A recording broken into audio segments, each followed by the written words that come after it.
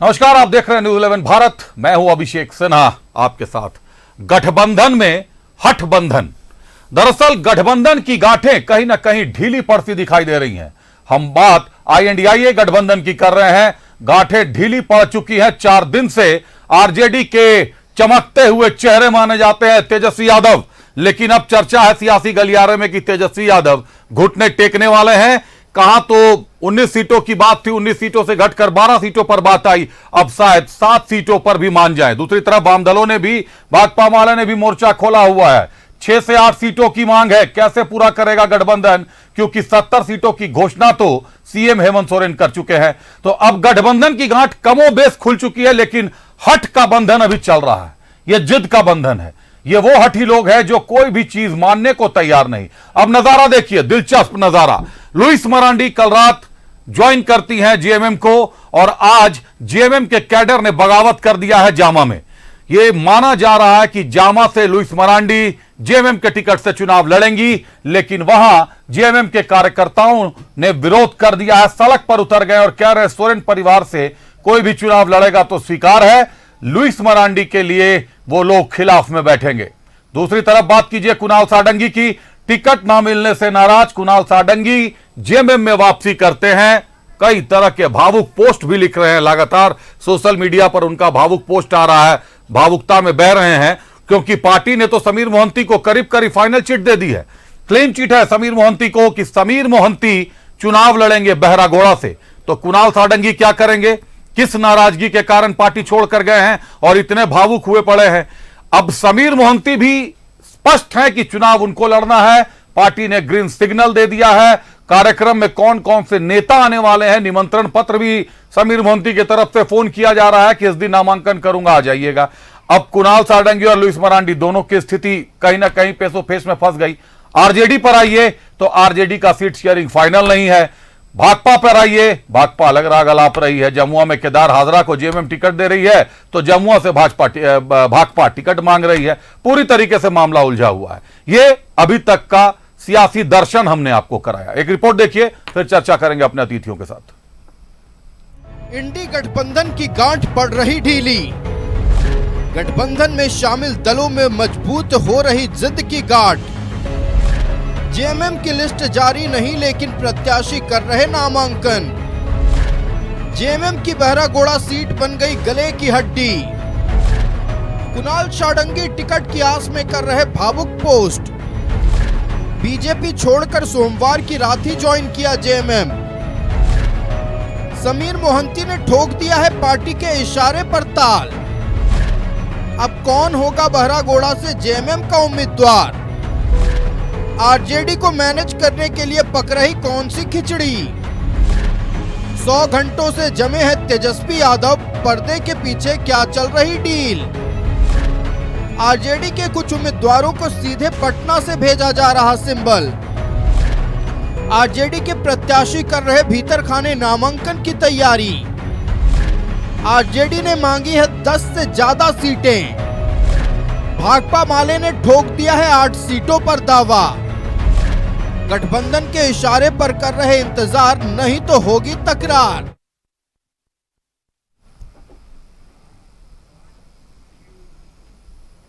तमाम बातें आपने देखी। लुइस मरांडी जी का नाम हमने इसमें शामिल नहीं किया है, क्योंकि यह पार्टी का इंटरनल मैटर है, लेकिन कैडर सड़क पर है। तो क्या बिना कैडर के अब लुइस मरांडी चली गई है जेएमएम में, तो उनके जो साथ में होंगे, जो उनके समर्थक होंगे, वो तो साथ होंगे, लेकिन भाजपा का कैडर उनके साथ नहीं होगा। और ऐसे में जेएमएम का कैडर भी साथ नहीं होगा, तो चुनाव कैसे साधेंगे लुइस मरांडी? एक बड़ा सवालिया निशान। दूसरा बड़ा सवालिया निशान कुणाल साडंगी पर। असम से लेकर उड़ीसा तक के चक्कर काट चुके कुणाल साडंगी टिकट के लिए, और जब हर जगह से नकारे गए तो कुणाल साडंगी ने दल बदल लिया। लोकसभा चुनाव से पहले भी वो यही कर रहे थे। लोकसभा चुनाव के पहले भी काफी तेज चर्चा हुई कि कुणाल साडंगी जेएमएम में वापसी करने वाले हैं, लेकिन टिकट फाइनल नहीं हुआ, तो जेएमएम में वापसी नहीं हुई। अब विधानसभा का टिकट भी कट गया, और विधानसभा से बहरागोड़ा से समीर मोहंती साहब को चुनाव लड़ना है। पार्टी ने सिग्नल दे दिया है, समीर मोहंती साहब तैयारी में है। आज उन्होंने पर्चा भी खरीद लिया है। साडंगी साहब कहां से चुनाव लड़ेंगे? और जब वहां से भी नहीं लड़ेंगे तो फिर ये दल बदल किस कारण से? ये सारा कुछ, ये आरजेडी का हाई वोल्टेज ड्रामा, 72 से 100 घंटों का तेजस्वी यादव का जमा होना, 7 सीटों पर ही चुनाव लड़ना था, तो फिर इतनी ज्यादा ये जो फैली है चारों तरफ चिंगारी, इसके पीछे कारण क्या है? एक बार हमारे सहयोगी अजय लाल हमारे साथ जुड़े हुए सीधे। अजय हमारे साथ जुड़ेंगे, तब तक रुक कर लेते हैं अपने अतिथियों का। एक बार हमारे साथ बीजेपी से रमाकांत जी हैं। रमाकांत जी स्वागत है आपका। सीपीआई से हमारे साथ अजय सिंह जी हैं। अजय जी स्वागत है आपका। सबसे पहले सीपीआई से शुरुआत। अजय जी, आज आप लोगों ने कुछ उम्मीदवारों की घोषणा भी कर दी है, लेकिन वाम दलों में भाकपा माले जो है वो गठबंधन के साथ है, 8 सीटों पर मांग है उनकी भी। विचारधारा कहीं ना कहीं मिलती जुलती है आप सभी भारतीय कम्युनिस्ट पार्टी की। बावजूद इसके कुछ गठबंधन के साथ, कुछ गठबंधन के विरोध में, आखिर कैसे लड़ेंगे चुनाव सर? देखिए, पूरे देश में वामपंथी मोर्चा का, सीपीआई, सीपीएम का और आरएसपी और फॉरवर्ड का गठबंधन है। तो हमारा यहाँ जो चुनावी प्रक्रिया है, उस प्रक्रिया के तहत में सीपीआई या सीपीएम पूरी तरह से एकजुट होकर चुनाव लड़ रही है। आज सीपीआई ने अपने उम्मीदवारों की घोषणा की है और सीपीएम भी अपने उम्मीदवारों की घोषणा आज या कल करेगी, इसलिए कि उसमें हमारा कोई क्लैश नहीं है। जो हमारा राष्ट्रीय लेवल पर जो गठबंधन है, उसमें सीपीआई सीपीएम शामिल है और सीपीआई सीपीएम मजबूती से अपने चुनाव लड़ रही है। ये हमारा नैतिक है। 1970 के बाद लगातार हम गठबंधन में चुनाव लड़ते हैं, सीपीआई सीपीएम मिलकर। नैसर्गिक अधिकार बता रहे हैं अजय कि नैसर्गिक अधिकार है, चुनाव लड़ेंगे, घोषणा भी कर दी। एक बार रमाकांत महतो जी का रुख करते हैं। रमाकांत जी, क्या हुआ कि सीटों की घोषणा आप लोगों ने की और भगदड़ सी मच गई? अचानक कल बड़े चेहरे जो माने जाते थे, जो कि दूसरे नंबर पर सारे चेहरे रहे हैं पिछले चुनाव में, कुणाल सारंगी की बात करें, गणेश महली की बात करें, लुइस मरांडी जी की बात करें। लुइस मरांडी काफी बड़ा चेहरा, संघ से जुड़ी हुई नहीं है, पुराना चेहरा है, 24 से 25 सालों का राजनीति का अनुभव। हेमंत सोरेन को उनके गढ़ में मात दिया दुमका में। दुमका में मुझे लगता है पहली बार बीजेपी के खाते में सीट आई, लेकिन टिकट नहीं मिलने से नाराज लुइस मरांडी जी ने भी रास्ता बदल लिया। चलिए देखिए, आप जो कह रहे हैं शिकस्त दी माननीय हेमंत सोरेन जी को, तो लुइस मरांडी जी ने दी कि भारतीय जनता पार्टी ने दी, ये दो बातें यहाँ सामने आती है। और Bharatiya Janata party cadre based party है, कार्यकर्ता आधारित पार्टी है, और कार्यकर्ता जो बनते हैं भारतीय जनता पार्टी में, पार्टी के प्रति निष्ठा वाले मूल कार्यकर्ता होते हैं। और अति महत्वाकांक्षा पाल लेना, तो वो कार्यकर्ता ज़्यादा दिन टिक नहीं पाते। डॉक्टर लुइस मरांडी जी को भारतीय जनता पार्टी ने वहाँ पे कैंडिडेट्स बनाया, कई बार जीती भी, मंत्री बनने का भी सौभाग्य भारतीय जनता पार्टी ने दिया उन्हें, राष्ट्रीय मंत्री भी बनाई गई। अब वो अपने निष्ठा से परे हो जाए तो ऐसे कार्यकर्ता भारतीय जनता पार्टी के मूल कार्यकर्ता में नहीं आ सकते। अब इतनी ज्यादा महत्वाकांक्षा, भारतीय जनता पार्टी कोई व्यक्तिगत पार्टी नहीं है, ये निर्णय होती है संसदीय बोर्ड के द्वारा, और चुनाव जीतना है। और झारखंड जिस दुर्दशा पे और जिस गति पे अभी जा रहा है, उसे मुक्त कराना है। इस आधार पे जो जीतने वाले कैंडिडेट्स हैं, उन्हें ही भारतीय जनता पार्टी ने इस बार टिकट दिया है। 2 सीटें अभी हमने होल्ड करके रखी है भारतीय जनता पार्टी ने, इसके बाद हमने बाकी सीटों को भी कुछ दिनों में उनकी भी घोषणाएं हो जाएगी। और जहां तक आपने जो कह रहे हैं भगदड़ सी मचने वाली बात, यहाँ भारतीय जनता पार्टी में प्रारंभ से ही कहा, यह व्यक्तिवादी पार्टी नहीं है जो किसी के जाने और आने से बहुत ज्यादा फर्क पड़ने वाला है। यहाँ कई सारे ऐसे कार्यकर्ता हैं जो जिन्होंने अपनी जिंदगी खपा दी, जवानियां खपा दी हैं। यहाँ पे कई सारे ऐसे कैडर हैं जो कभी एमएलए नहीं बने, एमपी नहीं बने। आप इस तरीके से कह सकते हैं, जिस भवन का निर्माण आज भारतीय जनता पार्टी दुनिया की सबसे बड़ी अनुशासित पार्टी और देश में तो बड़ी पार्टी है ही, तो भवन के नीचे जो नींव बने हुए ईंट और पत्थर लगे हुए, उसमें कई सारे कार्यकर्ताओं का जिंदगी खपी हुई है, तो उनको दिखाई नहीं दे जा रहा है। तो महत्वाकांक्षी लोग होते हैं, लोभ वृत्ति जिनके पास ज्यादा होती है, स्वाभाविक है उन केवल चाहते हैं कि मुझे ही सब कुछ मिले और बार बार मैं ही चुनाव लड़ूं। ये भारतीय जनता पार्टी बर्दाश्त नहीं करती। किसी को टिकट मिल गया है तो उनको ये भी नहीं समझना चाहिए कि मैं ही सब कुछ और मुझे ही मिल रही है, चाहे किसी को भी टिकट मिले। ये भारतीय जनता पार्टी के विचारधारा पर आधारित सैद्धांतिक चीजें हैं। जब सैद्धांतिक अधिष्ठान पे खड़े कार्यकर्ता ये बातें को नहीं समझ पाते, उनमें अहम भाव हो जाती है, और अहम और वहम जिस कार्यकर्ता में हो जाती है, वो ज्यादा दिन सर्वाइव नहीं कर पाती, विशेष करके भारतीय जनता पार्टी में, जहां कार्यकर्ता बेस्ड पार्टी खड़ी हो।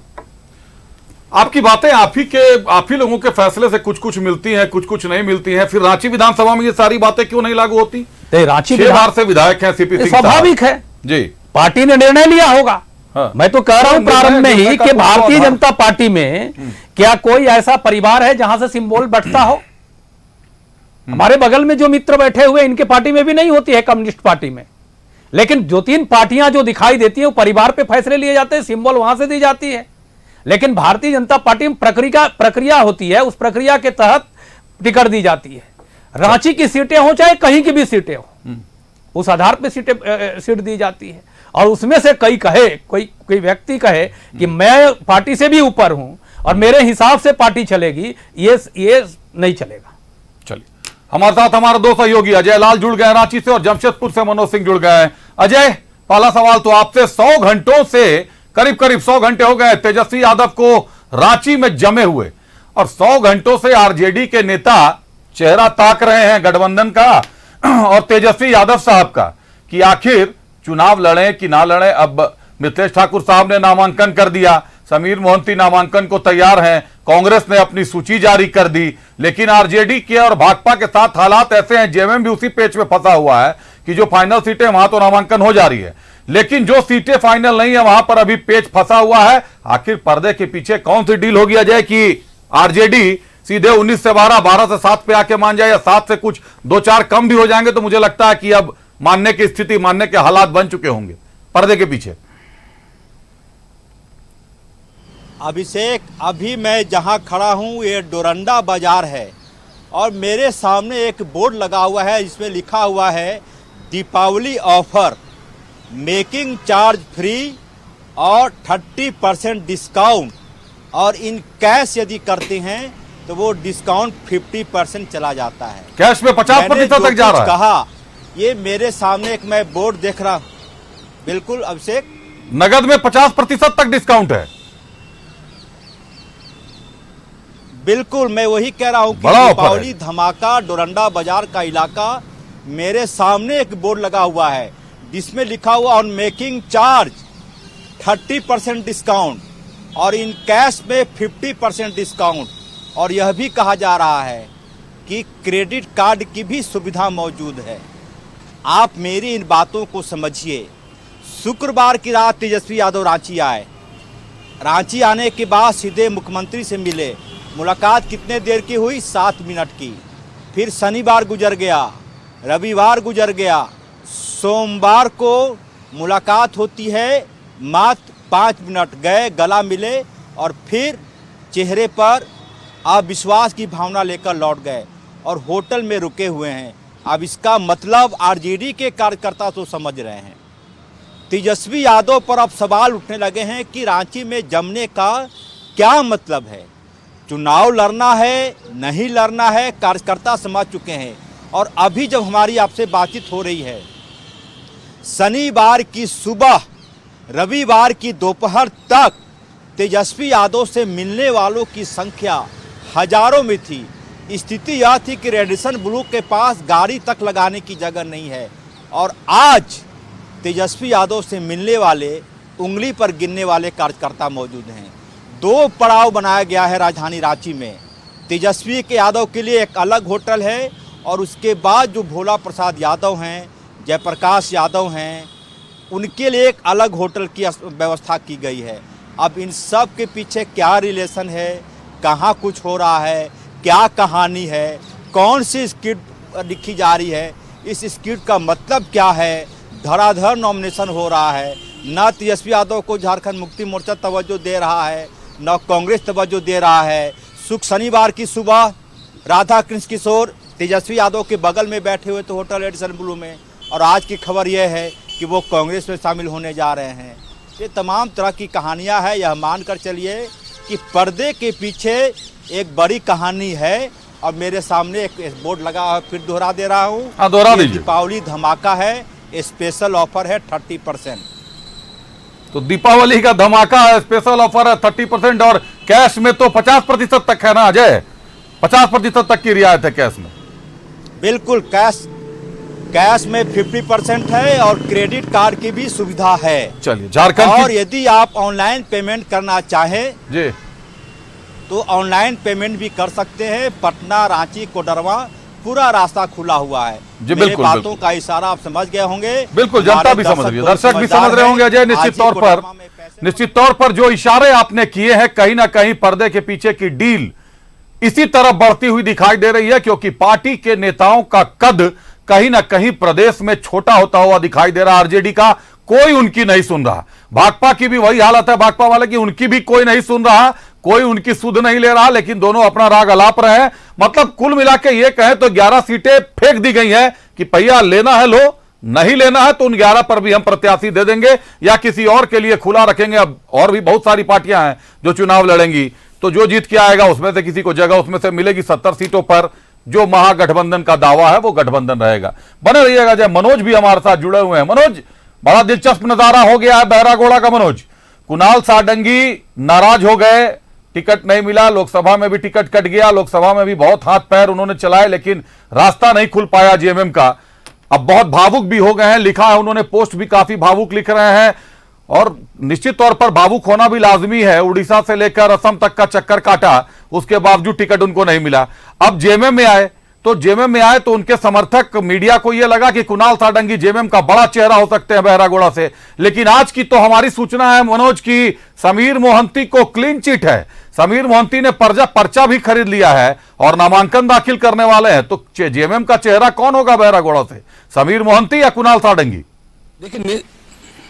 देखिए निश्चित तौर पे आप सही कह रहे हैं, क्योंकि समीर मोहंती का एक पोस्ट भी आया है जो मीडिया को इन्होंने पोस्ट किया है, जो जमशेदपुर के जो एक ग्रुप बना हुआ है उसमें उन्होंने पोस्ट किया है और उनके कार्यकर्ता काफी उत्साहित है कि टिकट मिल गई है, हम अब मैदान में आ रहे हैं और चुनाव लड़ेंगे और चुनाव जीतेंगे भी। तो ये तो साफ हो गया है कि कहीं ना कहीं कुणाल सारंगी को जो उम्मीदें थी उनकी उम्मीदों पर पानी फिर गया। और दूसरी तरफ जो झारखंड मुक्ति मोर्चा के प्रत्याशी हैं समीर मोहंती को लग रहा था कि कहीं टिकट नहीं मिले, लेकिन अब वो क्लियर उन्होंने जो पोस्ट किया है, जो यहाँ के जो स्थानीय स्तर पर जो उन्होंने पोस्ट किया है बाकी पत्रकारों को, उसमें साफ तौर पे लिखा है कि टिकट मिल गई है, हम आ रहे हैं और उसके बाद हम नामांकन करेंगे। तो आप समझ लीजिए कि एक तरफ समीर मोहंती, दूसरे तरफ कुणाल सारंगी। तो कुणाल सारंगी को निश्चित तौर पे अति महत्वाकांक्षी, क्योंकि पहले ही भी थे वो झारखंड मुक्ति मोर्चा में थे, बीजेपी में चले गए, तो बीजेपी में लगा कि कहीं ना कहीं वो एक लोकसभा चुनाव हमें लड़ा दिया जाएगा। लोकसभा चुनाव में जब टिकट नहीं मिली फिर वापस वो झारखंड मुक्ति मोर्चा की तरफ चले गए। तो लोकसभा से लेकर अब तक लगातार वेट एंड वॉच की स्थिति में थे कि कहीं ना कहीं बीजेपी के लोग हमें मना ले। अगर बीजेपी के लोग मनाएगा तो हो सकता है कि हम कहीं बैक होए, लेकिन न तो भारतीय जनता पार्टी ने इन्हें पूछी और ना ही झारखंड मुक्ति मोर्चा में गए, तो वहां भी उनका वही हाथ लगा जो बीजेपी में हाथ लगा था। तो ये तो साफ है कि न घर का न घाट का रह गए। अब यही रह गया कि या अब सीधे तौर पे क्या ये भीतर घात करेंगे, क्योंकि इनको अब टिकट ना बीजेपी ने दी और ना जेएमएम ने दिया, तब किस पार्टी के लिए लड़ेंगे? अब तो सीधे तौर पे जहां उम्मीद था भीतरघात करने का, अब वही भीतरघात करेंगे, क्योंकि भारतीय जनता पार्टी से पहले क्लियर हो चुके थे कि आपको नहीं मिलेगा, तो वहां ज्यादा इनको उम्मीद भी नहीं था। अब झारखंड मुक्ति मोर्चा में अपनी पूरी तैयारी कर चुके थे, तो अब वहां भी टिकट नहीं मिला। तो ये तो तय है कि कहीं अगर भीतरघात करेंगे तो झारखंड मुक्ति मोर्चा को ही ये नुकसान पहुंचाएंगे। अगर ये चुप बैठते हैं तब भी नुकसान पहुंचेगा, अगर ये उसके साथ जाते हैं फिर भी नुकसान होगा, क्योंकि झारखंड मुक्ति मोर्चा ही नहीं जनता समझ गई है कि ऐसा व्यक्ति जो अपने सिर्फ टिकट के लिए अगर पाला बदलता हो तो जनता बड़ी समझदार है, जनता सब कुछ जानती है। और वैसे प्रत्याशी की तरफ वैसे लोगों की बात हमें लगता है कि बहरागोड़ा की जनता इस बार नहीं मानेगी। जी मनोज, एक और दिलचस्प सवाल आपसे है कि क्या बहरागोड़ा के अलावा कुणाल सारंगी की कोई कर्मभूमि मानी जाए जहां से उनको चुनाव लड़ना संभव हो? क्योंकि लुइस मरांडी जैसे दुमका से लड़ती थी, लेकिन जामा का एक जो जगह कह ले, जामा की एक सीट कह ले, उनके लिए खुला रह गया, क्योंकि दुमका तो बसंत सोरेन साहब का है।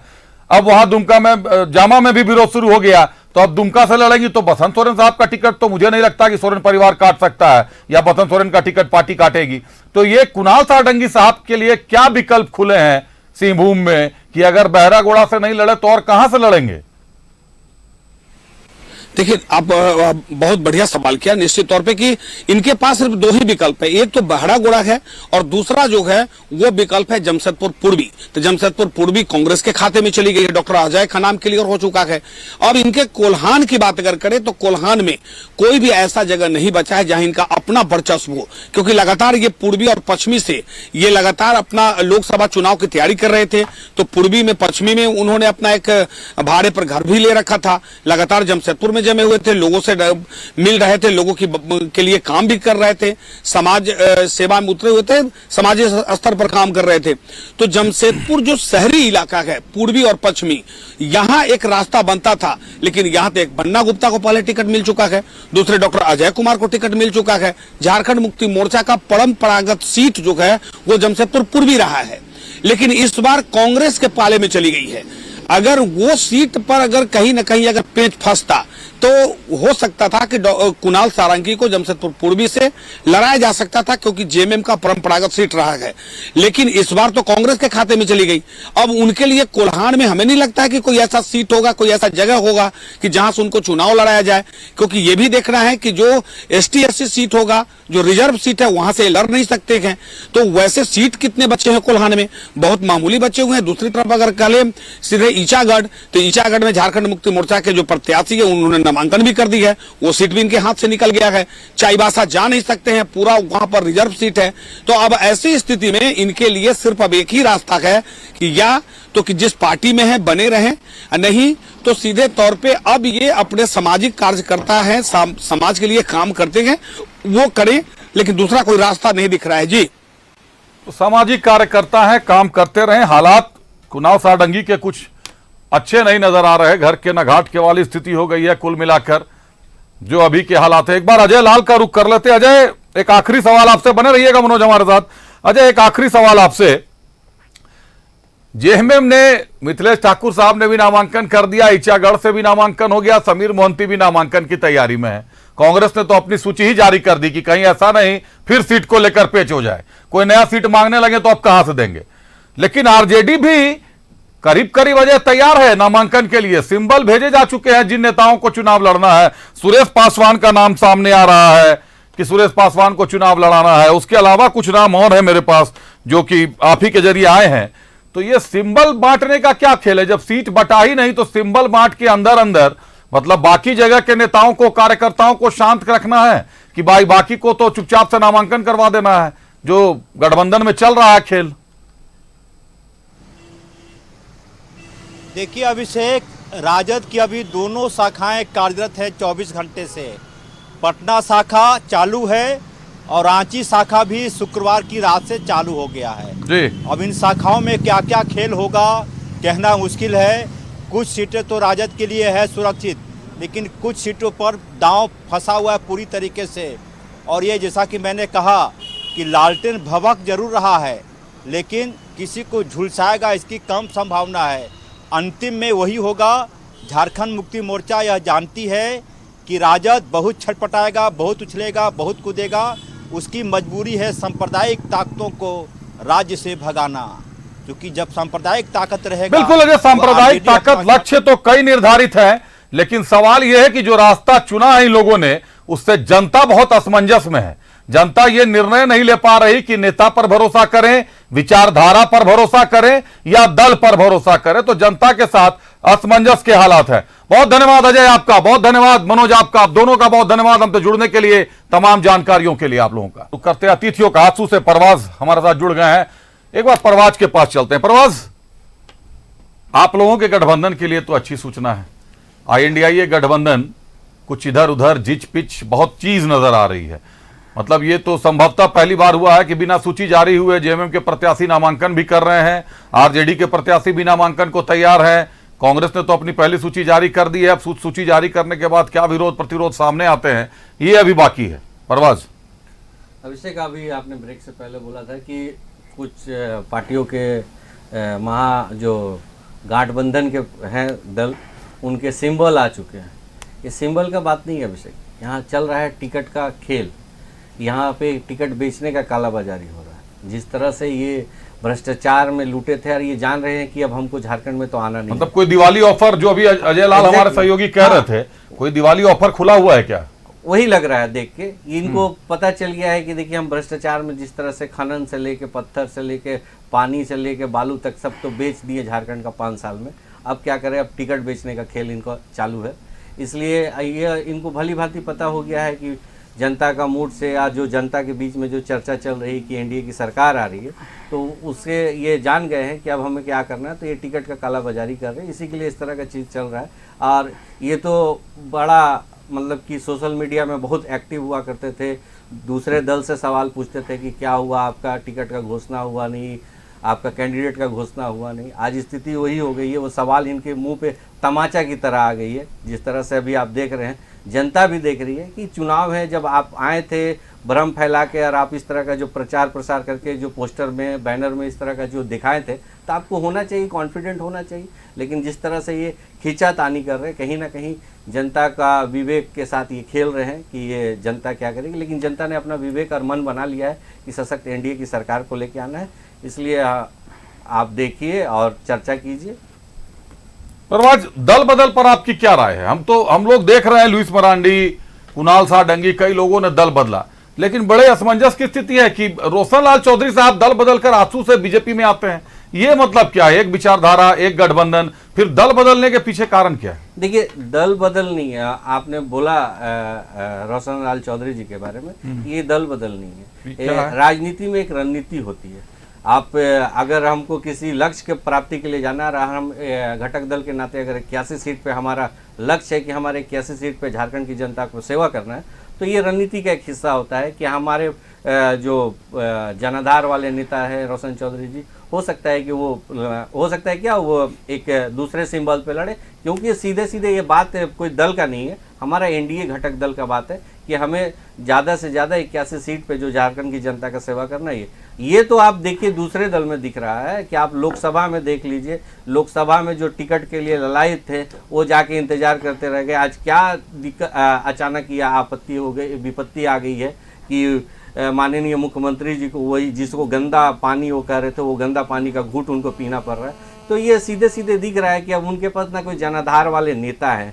अब इसी तरह का एक असमंजस फैला के या भ्रम की स्थिति फैला के वो किसी तरह चुनाव में आना चाहते हैं। लेकिन जनता, झारखंड की जनता ने देख लिया है कि 5 साल में जिस तरह से इन्होंने भ्रम का जो बादल जो फैलाया था, वो झारखंड की जनता ने अच्छा तरह से महसूस कर रही है। खास करके युवा बोला गया था कि हम 5 लाख नौकरी देंगे, नौकरी अगर नहीं दे पाए तो हम भत्ता देंगे। तो इसमें भी युवा भी जान गए कि हमारा एक मनुष्य का जीवन में, खास करके जब वो युवा एक बहुत बड़ा होता है, उनके पास जिम्मेवारी होती है, उनको नौकरी चाहिए होती है, अपने परिवार को आगे बढ़ाना होता है, उनका 5 साल ये सरकार ने किसी तरह छीन लिया है। और उसके लिए युवा भी है, इसी के लिए इस तरह का एक बोले ना कि जिसको आप गंदा कह रहे थे, जिसको आप कोस रहे थे, उसी को आप सम्मिलित कर रहे हैं, उन्हीं के साथ आप फोटो खिंचा रहे हैं। तो फोटो में तो मुस्कुराहट दिखेगा, लेकिन दिल में क्या है वो जनता देख रही है।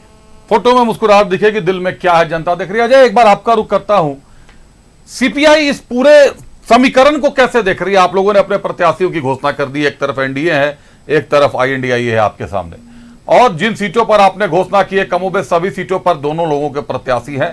कैसे जगह बनाएगा सीपीआई अपने बीच में? देखिए, सीपीआई संघर्ष के बुनियाद पर अपना अस्तित्व बनाया, सिद्धांतों पर लड़ते हैं आप लोग, सिद्धांतों पर लड़ाई लड़ते हैं। हम किसी आयातित और किसी भी प्रायोजित उम्मीदवारों को लेके भी चुनाव नहीं लड़ते। हमारी प्रक्रिया तो स्पष्ट होती है कि जो हमारे कार्यकर्ता होते हैं मूलतः, हम उन्हीं को प्रमोट करते हैं, उन्हीं को टिकट भी देने का काम करते हैं। अभी जैसे आपने देखा कई सीटों पर जो उतार का खेल चल रहा है कि कोई प्रत्याशी नाराज है, क्यों? आप जब किसी विधायक को टिकट नहीं मिलता है तो दूसरी पार्टी में जाता है, तो आप सोच लीजिए कि कैसी नैतिकता है, कैसे आपके साथ वो 5 साल थे, कौन से कार्यकर्ता हैं।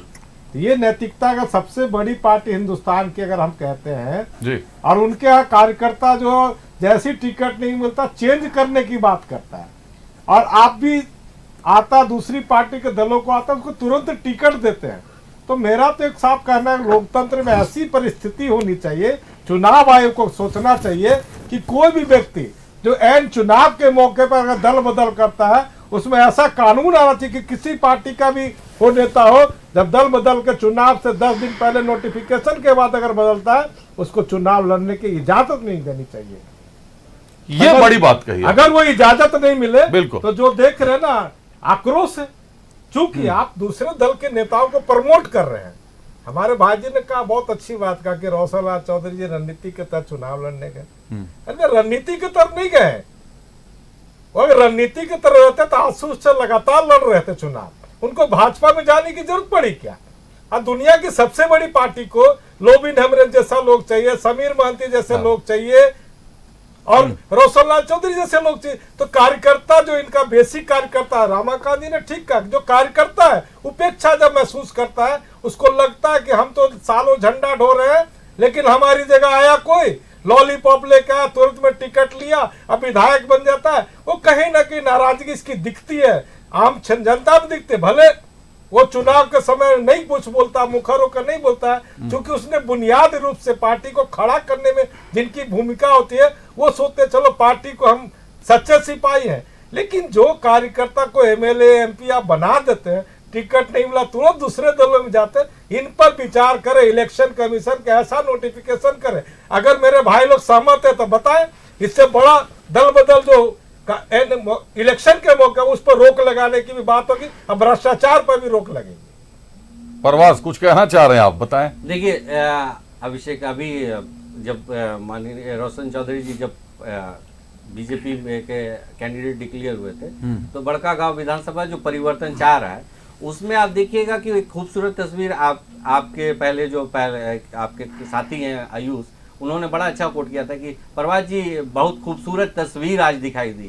तो वहाँ पे देखे थे जितने बीजेपी के कार्यकर्ता जोश में स्वागत करे थे, उसी तरह आंसू के भी कार्यकर्ता जोश में थे। तो इसी के लिए बोला गया ना कि पार्टी राजनीति में एक रणनीति भी होता है, क्योंकि देखिए हमें लक्ष्य 81 सीट का है।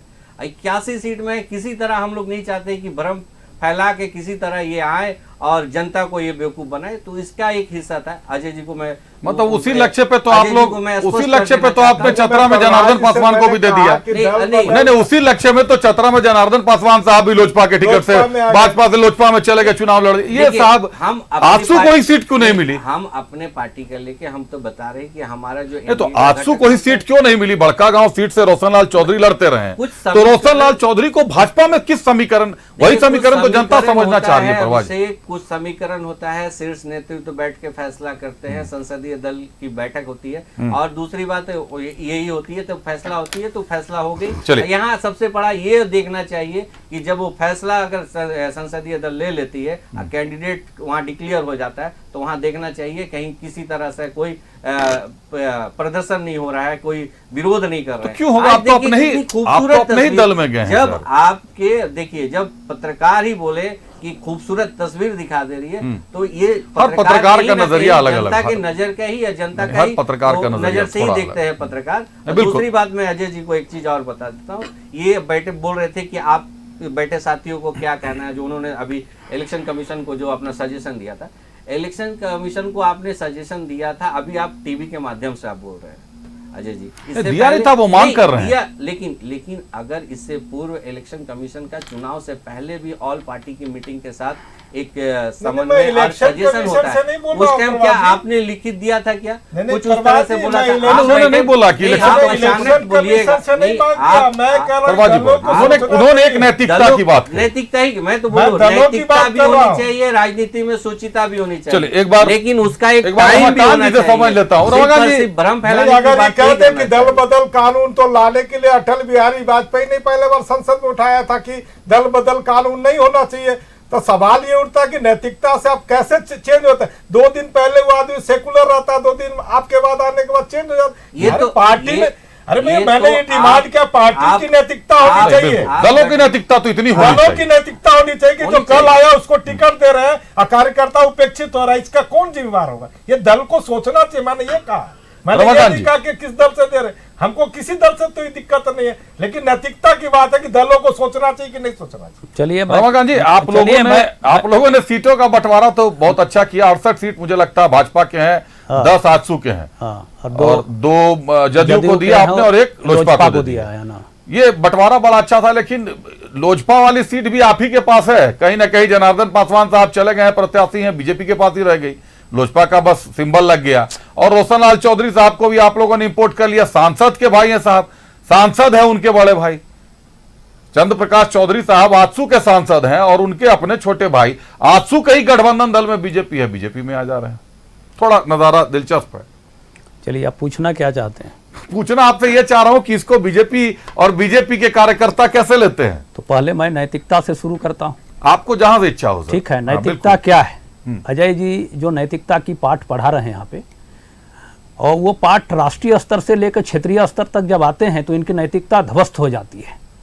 भारतीय जनता पार्टी को एकमात्र ये कम्युनिस्ट दुश्मन मानते हैं, और उसके लिए कोई भी कुर्बानी देने के लिए ये कांग्रेस से भी जाएंगे, किसी भी हद तक जाने के लिए तैयार रहते हैं। और राष्ट्रीय स्तर से सुन लीजिए भाई साहब, अजय जी कांग्रेस को हटाना, अजय जी सर ये नहीं कर सकते, बोलने दीजिए ना जरा सा। नहीं नहीं बोलने दीजिए, साथ में थे, साथ में थे ही। कांग्रेस को हटाने की बात है। देखिए नहीं एक बात बता रहा हूं मैं, एक लाइन में वो भी कह दे रहा हूं, एक लाइन में मैं ये भी कह, भारतीय जनता पार्टी कांग्रेस पार्टी को छोड़ करके बाकी सभी विचारधाराओं के साथ रही है। एक लाइन में मैं खत्म कर दिया, कांग्रेस को छोड़कर। लेकिन दुश्मन अभी के वर्तमान परिप्रेक्ष्य में आप कहां हैं? वो दलों को बोल रहे हैं कि बीजेपी को अपना दुश्मन मान रहे हैं अभी वर्तमान परिप्रेक्ष्य में। एक बात सुन लीजिए, मेरी बात को सुना जाए आप बोले। अब देखिए राष्ट्रीय स्तर पे ये जब इंडी अलायंस में शामिल हो जाते हैं, लेकिन जैसे ही क्षेत्रीय स्तर में ये आते हैं, इनकी क्षत्रियता और क्षत्रपता इनकी बढ़ जाती है और सीने चौड़े हो जाते हैं इनके, और जहां इनका धाक होता है वहां दूसरों को वो भाव नहीं देते हैं। जिस तरीके से बिहार में राष्ट्रीय जनता दल झारखंड मुक्ति मोर्चा को भाव नहीं देता है, जबकि यहां 4-5 सीटें उनकी हैं, बांका से लेके भागलपुर से लेके कई सारे क्षेत्रों में ट्राइबल बेल्ट में झारखंड मुक्ति मोर्चा वहां सीटें जीत भी चुका है, वहां भाव नहीं देता है। आज राष्ट्रीय जनता दल के वहां एक नेता आए हुए हैं, जो आए हुए हैं तेजस्वी जी, तो उनको जेएमएम भाव नहीं दे रही है, हो गए करीब भाव नहीं दे रहे। 4 दिन से बेचारे इधर उधर दौड़ रहे हैं, हाँफ रहे हैं, आरजेडी के लोग हाँफ रहे हैं। और कम्युनिस्ट की स्थिति मैं बता दे रहा हूं, कम्युनिस्ट अब एक स्तर से अप्रासंगिक हो चुका है। 2 आइडियोलॉजी एक हो चुके हैं, जो अपने आप को बेहतर कम्युनिस्ट कहते हैं जी, हम सबसे बेहतर, वो भाकपा माले है, वो भाकपा माले है। सीपीआई और सीपीएम को कुछ समझते नहीं है वो, और उनको हाशिए में रख दिए हैं। बिहार में तो उनकी वजूद हो गई, इनकी वजूद नहीं है, तो झारखंड मुक्ति मोर्चा उनको भाव नहीं दे रहा है, लोकसभा में नहीं दिया, इसमें भी नहीं दे रहा है। और ये तब हाशिए में पड़े हो गए, ये अपना घोषणा कर दिया अजय जी, अपना सीपीआई और सीपीएम शुरू कर दिए, और जिन नैतिकता की बात कर रही है कि दूसरे दल से आए हुए को टिकट नहीं देना चाहिए, ये बता सकते हैं कि झारखंड मुक्ति मोर्चा छोड़ करके 2 या 3 बार के विधायक राजेंद्र सिंह मुंडा को कम्युनिस्ट पार्टी ने क्यों दिल्ली से टिकट दिया था? उस समय कम्युनिस्ट की नैतिकता कहां चली गई थी? आपको शायद गलत, ठीक है, जैक के मेंबर बने थे सूरज मंडल जी ने, उनको झारखंड मुक्ति मोर्चा की सदस्यता दी गई थी, और सीपीआईएम ने उनको टिकट दी थी। आपको गलत फहमी होगा, राजेंद्र सिंह मुंडा कभी जेएमएम में, छत्रपति शाही मुंडा जी आपको जानकारी नहीं है, अभी जानिए, अभी आप नहीं जानते हैं, मैं उसी क्षेत्र से हूं। जब वो जेएमएम में शामिल हुए, सोनाहातू में और सिल्ली में उनके झंडा थे सीपीआईएम के, उस झंडे को उन्होंने उतारा और जेएमएम का झंडा गाड़ा। आपको जानकारी नहीं है तो जानकारी ले लीजिए, अभी सूरज मंडल का फोन नंबर उठाइए और उन्हें पूछिए, या शिबू सोरेन जी से बात करिए, या आप फॉरवर्ड ब्लॉक के नेता जो अभी झारखंड मुक्ति मोर्चा में हैं, सुप्रियोदा से बात करिए, जो मुख्य प्रवक्ता है। नहीं जानकारी है तो इसको जानिए, आपके सुफल महतो से बात करिए, किसान सभा के सेक्रेटरी है वो, आपका शुभेंदु जी से बात करिए। अरे नहीं बात करते तो मानिए उसको, आप नहीं जाने तो मानिए। आपको टिकट देना पसंद है, आप कहते हैं हिंदुस्तान नहीं, नैतिकता की जो बात कर रहे हैं, लोकतंत्र की बात, अरे भैया सबसे बड़ा अदालत यदि है, आपके पास प्रत्याशी नहीं, अरे भैया आप फिर बीच में बोल रहे हैं, फिर आप बोल रहे हैं, मेरा तो बोलने का पारी है। दूसरी बात अच्छा जी, आ रहा हूं, ये बोल रहे हैं कि अरे अदालत तो सबसे बड़ी जनता की अदालत है, जनता नकारे उसको। अरे ऐसी बातें नहीं है कि नहीं नकारी है, जो व्यक्ति दल बदलू हुए हैं जनता उन्हें नकारी है, और बुरी तरह नकारी। यहाँ एक रेक्टिफिकेशन है अजय जी, रोशन लाल चौधरी ने दल जरूर बदला लेकिन विचारधारा नहीं बदली। अगर आप देखें तो गठबंधन में आजसू और भाजपा नैसर्गिक सहयोगी हैं। पहला दल है आजसू जो भाजपा के साथ था, है, अगर 2019 के चुनाव को छोड़ दें तो आजसू हमेशा भाजपा के साथ रहा है। तो दल बदलना एक मामला तो यह समझ में आता है कि भाई कैडर बेस्ड चुनाव होते हैं, कैडर पे बहुत ज्यादा डिपेंडेंसी होती है। बड़का गांव में अंबा प्रसाद जैसा चेहरा है, एक बड़ा चेहरा मानी जा रही है उनके, उसके पहले योगेंद्र साव साहब थे, कहीं ना कहीं एक पैतृक सीट बनकर रह गई है साव परिवार की। कई आरोप लगे, बावजूद उसके अंबा प्रसाद जीतती रही हैं। भाजपा का अपना कैडर बेस है वहां पर, आंसू भी मेहनत करता रहा है वहां पर। तो ये एक राजनीतिक एंगल माना जा सकता है। आपने तुरंत रोशन लाल चौधरी साहब को टारगेट किया, लेकिन आपने एक बार भी लुईस मरांडी जी पर कोई टिप्पणी नहीं की, कुणाल सारंगी जी पर टिप्पणी नहीं की, आपने गणेश माली पर टिप्पणी नहीं की कि आखिर ये लोग जो रातों रात कल पाला बदल कर आए और आज से विरोध शुरू हो गया शायद इनकी नैतिकता हर जगह, ही बोलते हैं। तो वहां नैतिकता कहाँ है सर? एक अभिषेक उस जी, पर भी मैं बोला एक है। मिनट बोलना चाहता हूँ। बोले जी। मैंने किसी भी व्यक्ति पर आक्षेप नहीं ला। मैंने कहा जो भी दल बदल के दूसरे दल में लोग जाते हैं, मैं अभी भी बोल रहा, दोहरा रहा हूँ आपका चैनल पर ही, कि कोई भी दल, दूसरे दल के लोग जब दूसरे दलों में आते हैं, उस दल को चाहिए कि 6 महीना कम से कम जो दल में नहीं आता है वैसे लोगों को टिकट नहीं दे। मैंने ये सवाल किया, चाहे किसी, आप कहते हो हम हिंदुस्तान के सबसे बड़ा लोकतांत्रिक पार्टी है, लेकिन जब 2 दिन पहले जो व्यक्ति बदल के आता है आप उसको, तो क्या दिखाना चाहते हैं आप? ये दिखाना चाहते हैं कि हमारे पास कार्यकर्ता का अभाव है? अरे आप उनको बोलिए कि जिनको आना 6 महीना पहले क्यों नहीं आते हैं? लोकतंत्र है ना, लोकतंत्र में आप दूसरी पार्टियों को लोगों को टिकट जब देते हैं तो सवाल तो खड़ा होता है। सवाल तो वही है ना आप सर। दूसरे मैंने पर जब खड़ा करते एक हैं, मिनट सर, मैं अजय यही बात अजय कर- सिंह जी, मैंने अजय किसी सिंह जी, व्यक्ति का नाम नहीं लेके नहीं अजय सिंह जी, मैंने भी वही कहा कि विचारधारा में बदलाव नहीं साबित किया जा सकता, क्योंकि दोनों एक ही पार्टी, एक ही गठबंधन को अगर देखें तो एनडीए गठबंधन का ही घटक दल है। लेकिन यहां तो सर सीधे सीधे विचार, लुइस मरांडी सर संघ से जुड़ा हुआ चेहरा है, बड़ा चेहरा, रमाकांत जी बेहतर जानते हैं, मैं गलत नहीं कह रहा। कहीं ना कहीं एक बड़ा तबका, एक बड़ा दल भाजपा का भी इस बात से सहमत है कि संघ नजरअंदाज किए गए हैं, संघ के जो भी प्रत्याशी या संघ के जो भी कार्यकर्ता रहे। हालांकि संघ तो सीधे सीधे प्रत्याशी उतारता नहीं है। सबसे बड़ी बात है हाँ, अभिषेक, मौजूदा मुख्यमंत्री को लुइस मरांडी जी ही हराई। मैंने बोला है, ये बात तो मैंने बोला है। लेकिन उसके बाद उन्होंने जो इस्तीफा दिया है, रमाकांत जी, जो इस्तीफा दिया उसमें उन्होंने ये लिखा है कि महिलाओं की अनदेखी की जा रही है, टिकट नहीं मिला, टिकट नहीं दिया गया है। आखिर संघ के कार्यकर्ता या बीजेपी के लोग, तो मुझे नहीं लगता कि टिकट को लेकर इतनी ज्यादा, पहले कोई ऐसा इस्तीफा मैंने नहीं पढ़ा था। देखिए, एक होता है ना सौता डाह, आप पढ़े होंगे। आज एक लब्ध प्रतिष्ठित अखबार में माननीय लुइस जी का कोट किया है। उन्होंने कहा कि सीता सोरेन जी का आना और उनको टिकट देना ये बहुत बड़े उनके लिए विषय बन गए। और उसी समय थे कही कि सीता सोरेन ने जो चीज कही या उन्होंने चुनाव लड़ी तो उनको बर्दाश्त नहीं कर पाई। तो ये डाह जब किसी पर आ जाता है और इस प्रकार की वृत्तियां जब व्यक्ति के मन और मस्तिष्क में और हृदय में इन कर जाता है तो उनको सामाजिक क्षेत्रों में और सार्वजनिक जीवन में काम करने में बड़ी तकलीफ होती है। मैं और एक बात बता रहा हूं, उदाहरण के तौर पे कहिए तो ये राजनीतिक संत हैं या कौन है, आप बताइए। माननीय रविंद्र राय जी भारतीय जनता पार्टी के जनसंघ काल से जुड़े हुए हैं, बिल्कुल, और उस समय से आते हुए भारतीय जनता पार्टी में विधायक बने, मंत्री बने, सांसद बने और भारतीय जनता पार्टी के प्रदेश अध्यक्ष भी बने। और उनके नेतृत्व में भारतीय जनता पार्टी ने, मुझे लगता है 37 सीटें 2014 में जीती थी जी। और एक बहुमत की सरकार बनी थी। उसके बावजूद उनकी सिटिंग सांसद रहते हुए भी भारतीय जनता पार्टी ने उन्हें संगठन के कार्यों में ही लगाया। उसके बावजूद आज वे पार्टी में बने हुए हैं।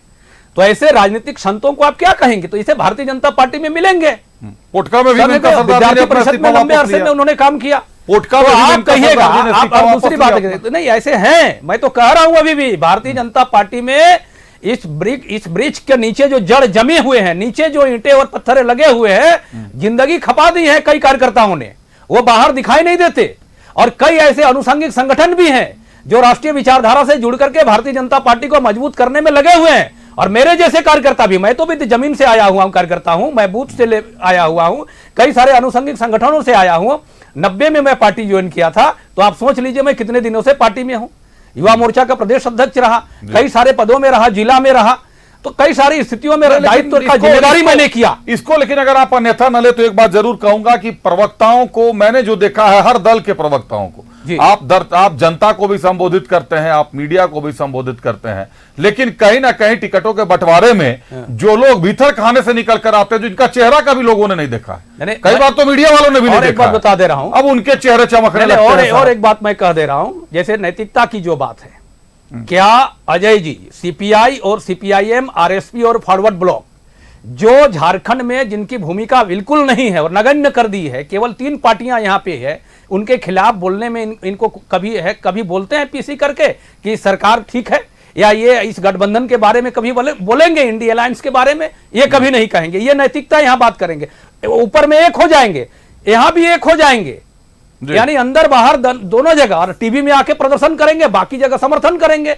ये हाल, ये कम्युनिस्टों की यही हाल है। कम्युनिस्टों की यही द्वैधात्मिक नीतियों के चलते आज सीपीआई और सीपीएम अप्रासंगिक हो गई देश में, आरएसपी अप्रासंगिक हो गई, फॉरवर्ड ब्लॉक अप्रासंगिक हो गया। माले जरा तेवर दिखाता है तो रह गया है जरा सा, माइक्रोस्कोप के दिखने लायक है एक विधायक उनका अभी। तो माइक्रो- ये स्थिति है, तो यही माइक्रोस्कोप स्थिति बनी पर। रही। चलिए एक बार- देखिए, और ये जिस नैतिकता की बात कर रहे हैं, ये कह रहे हैं कि भारतीय जनता पार्टी भारत की नहीं दुनिया की सबसे बड़ी पार्टी है, नैतिकता। अरे भाई, आपके पास यदि सैद्धांतिक रूप से और वैचारिक रूप से आप ठीक रहते तो आज ये हसर नहीं होती कम्युनिस्ट की। चलिए एक बार परवाज का रुख कर लेता हूं। परवाज, सुदेश महतो साहब को अगर दिल्ली में टक्कर मिली पहली बार तो अमित महतो से मिली, बाद में अमित महतो के मामले आ गए, अमित महतो जेएमएम से चुनाव भी लड़े, फिर पार्टी छोड़ दिया। खतिहान को लेकर उन्होंने बहुत बड़ा मुद्दा बनाया। अभी कोई खतिहान आधारित नीति तो लागू मुझे नहीं लगता झारखंड में हुआ, लेकिन अमित महतो की घर वापसी भी हो गई और वहां जो कांग्रेस कार्यकर्ता काम कर रहे थे, झामुमो कार्यकर्ता काम कर रहे थे, सबको हटाते हुए अमित महतो को एक बार फिर प्रोजेक्ट कर दिया गया है सुदेश महतो के खिलाफ। क्या लगता है सिल्ली कारण कितना दिलचस्प होने जा रहा है? देखिए, अभिषेक, कभी कभी होता है कि आप जिसमें जनता के लिए आप समर्पित होकर काम करते हैं। सिल्ली विधानसभा को आप देखिएगा तो सिल्ली विधानसभा जब हमारे अध्यक्ष, पार्टी अध्यक्ष जब निर्वाचित हुए थे, 25 साल की उम्र में निर्वाचित हुए, सिल्ली विधानसभा किस तरह से था, चारों तरफ नदियां से और टापू का शक्ल रहता है। जिस तरह से उन्होंने सिल्ली का विकास किया, जो इंफ्रास्ट्रक्चर दिया, एक मॉडल की तरह है। 81 विधानसभा में आप कहीं से भी कंपेयर कर लीजिए। होता है कभी कभी भ्रम की स्थिति बन जाती है, वो होता है कि आप कभी कोई इलेक्ट होके आ जाते हैं। और इस बार भी अगर मान लीजिए कोई अगर पार्टी मैं इनका जवाब दे देता हूं। खूबसूरती है, बोले। लोकतंत्र की खूबसूरती है कि कोई भी आदमी अगर आता है चुनाव सिल्ली लड़ने की तो ठीक चर्चा है तो चुनाव मैं लड़े। जरा कह दूं तो ज्यादा बोले बेहतर आप होगा। दोनों भाई घटक दल है देखिए, एकदम, बिल्कुल मैं बोले। जरा इसमें एक करूं। सवाल आप देखिए, दोनों के लिए। आज भारतीय राजनीति में और विशेष करके झारखंड की राजनीति में एक बहुत ही स्तरहीन राजनीति यदि किसी जगह हुई है तो अभी हाल के दिनों में सिल्ली की राजनीति में हुई है। सिल्ली के एक नेता ने किया है। देखिए, जिस व्यक्ति ने, अमित जी ने क्या किया, पार्टी छोड़ी, झारखंड मुक्ति मोर्चा, और कितने पार्टियां बदली उसका तो कोई हिसाब किताब है नहीं। उसके बाद एक पार्टी भी बनाई हुई जी, उन्होंने, उन्होंने यानी अपनी पार्टी पार्टी बनाई, रजिस्टर्ड कराई। हाल में उनका चुनाव चिन्ह भैया आया माचिस छाप, जी दिया सलाई छाप। हाल में उन्होंने मुख्यमंत्री के आवास जाकर के उन्हें ज्वाइनिंग की पार्टी, लेकिन अभी तक पार्टी मर्ज नहीं कराई।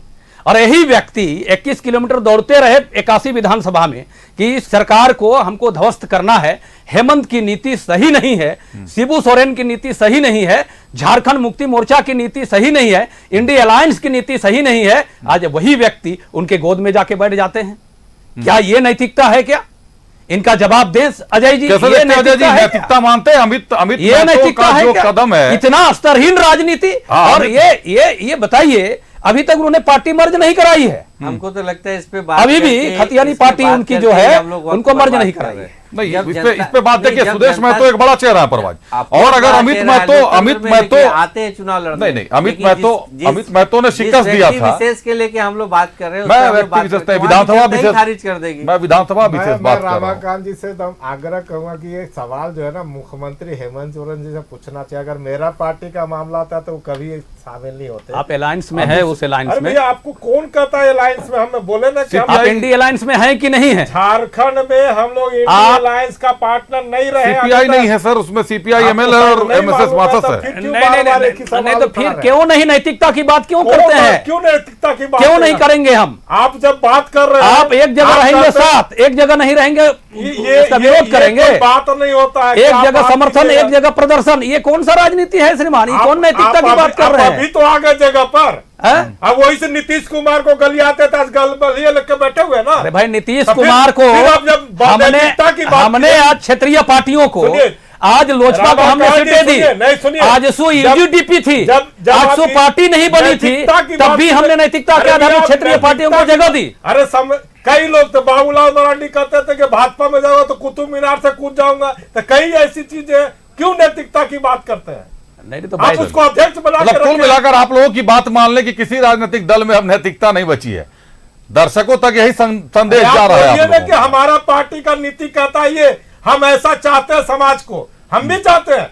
हमको भी लगता है कि आपकी पार्टी को चाहे तो मेरी आप पार्टी- संतुष्ट हैं अजय जी? आप जो पिछले 5 सालों की सरकार चल रही है, ये युवाओं के लिए, महिलाओं के लिए जितनी योजनाएं आई और धरातल पर उतरी, कितनी फेल हो गई, आप संतुष्ट हैं इससे? देखिए अभिषेक जी, मैं साफ रूप से कहता हूं, हम लोग हर चीज पे उठाते हैं, चाहे किसान हो, एमएसपी नहीं, आप संतुष्ट हैं कि नहीं सरकार मैं से? वही बता रहा हूं। हमने कहा, इन्होंने कहा क्या, हमने इनके खिलाफ खनन विभाग में भी लिखा, ड्रग का भी लिखा, जितना भी घोटाला उसमें कहीं पर चेक कर लीजिएगा कि सीपीआई का चिट्ठी दिया हुआ कि नहीं, प्रेस कॉन्फ्रेंस किया हुआ कि नहीं है वर्तमान सरकार पर। हाँ, आपको शायद नहीं मालूम है कि सबसे सुनिए, रघुवर जी ने कहा था, आप याद कीजिएगा, रघुवर जी ने आपका 5 जनवरी में कोड किया था कि अतुल कुमार अंजान ने आके कहा था कि झारखंड में अभी सबसे भ्रष्टम सरकार चल रही है, और वही न्यूज 11 में लाइव चल रहा था।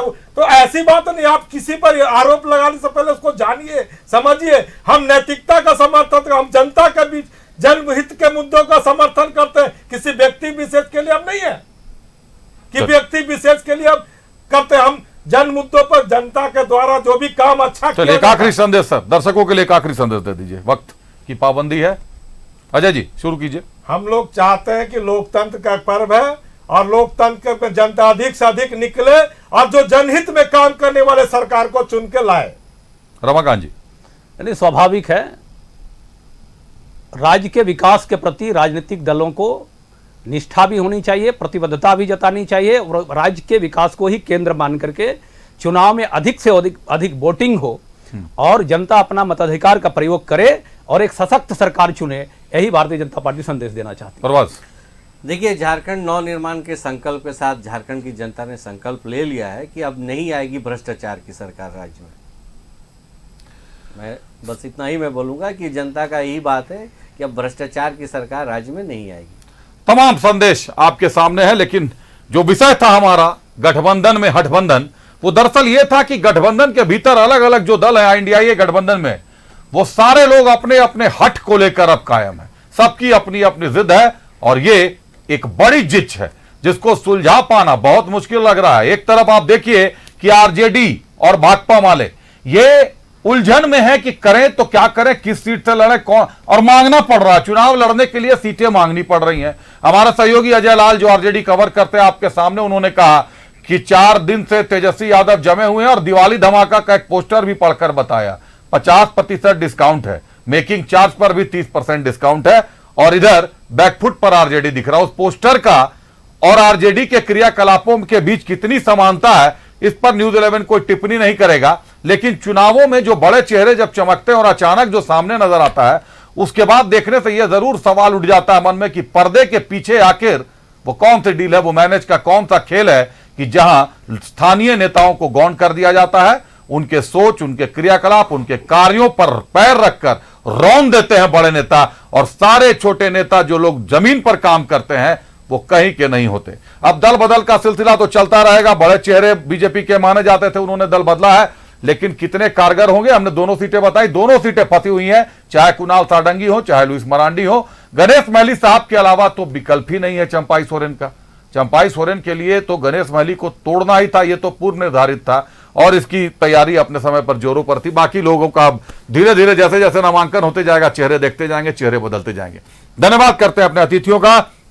हमारे साथ बीजेपी से रमाकांत महतो जी थे, रमाकांत जी बहुत धन्यवाद आपका। हमारे साथ सीपीआई से अजय सिंह जी थे, अजय जी बहुत धन्यवाद आपका। और आजसू से हमारे साथ परवाज खान साहब थे, परवाज जी बहुत धन्यवाद आपका। आप सभी अतिथियों का बहुत धन्यवाद।